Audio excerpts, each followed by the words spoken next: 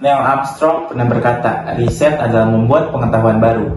Halo, perkenalkan nama saya Dari Saputra. Saya merupakan mahasiswa semester 6 jurusan Ilmu Ekonomi di Universitas Pajajaran. 3 hal yang menggambarkan saya merupakan orang yang kritis, analitis, dan fast learner. Program studi yang saya tempuh memiliki peran besar dalam menumbuhkan ketertarikan saya pada dunia penelitian. Saya memiliki pengalaman profesional di bidang riset. Beberapa tugas yang pernah saya kerjakan meliputi analisis data, pembuatan naskah penelitian, visualisasi penelitian, dan presentasi penelitian. Hasilnya, saya dapat mempublikasikan beberapa penelitian saya di jurnal dan lembaga pemerintah, seperti Kementerian Keuangan, sehingga dapat digunakan sebagai acuan dalam penelitian selanjutnya, pembuatan kebijakan, dan pembuatan produk baru. Selain fokus pada akademik, selama berkuliah saya juga aktif berorganisasi dan kepanitiaan. Seperti saya pernah menjadi Vice President Social Day yang merupakan mega proker di himpunan saya di FEB Unpad.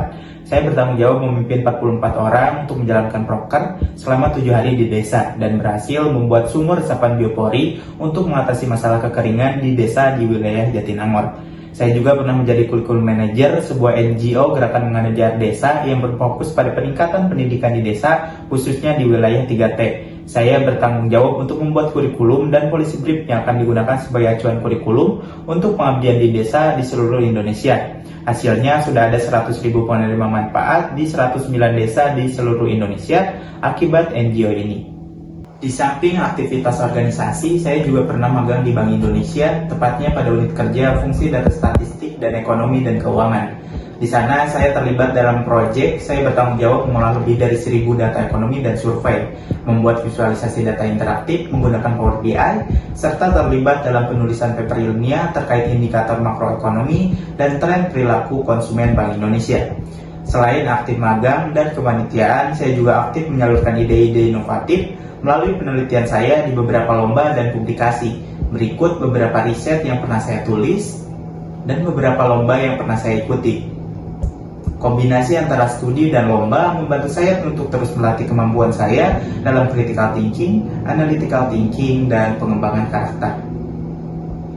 Motivasi saya untuk bergabung dengan program Digistar Class Internship Telkom, khususnya di divisi researcher, adalah untuk memperdalam pemahaman saya mengenai riset strategis yang berbasis data di industri digital. Kesibukan saya saat ini, selain menjadi mahasiswa semester akhir, saya juga ikut program-program pengembangan soft skill yang diselenggarakan oleh beasiswa Rumah Kepemimpinan yang saya terima. Program-program yang saya ikuti meliputi public speaking, leadership, dan kajian.